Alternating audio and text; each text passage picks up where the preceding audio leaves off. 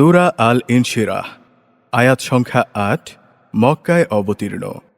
বিসমিল্লাহির রহমানির রহিম। রহমান রহিম আল্লাহ তাআলার নামে। আলাম নাশরাহ লাকা সাদরাক।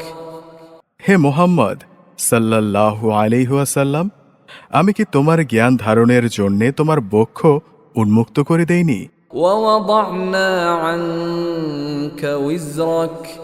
হ্যাঁ, আমি তোমার ওপর থেকে তোমার বোঝা নামিয়ে দিয়েছি। আল্লাযী আনকাযা যাহরাক।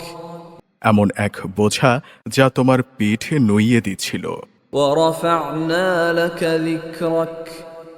আমি তোমার স্মরণকে উচ্চ আসনে প্রতিষ্ঠিত করেছি। ফাইন্না মা'আল উসরি ইউসরা। অতঃপর কষ্টের সাথে অবশ্যই আরাম রয়েছে। ইন্না মা'আল উসরি ইউসরা।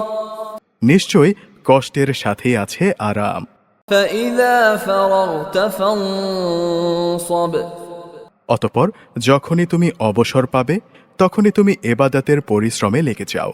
ওয়া ইলা রাব্বিকা ফারগাব। এবং তুমি তোমার মালিকের অভিমুখী হও।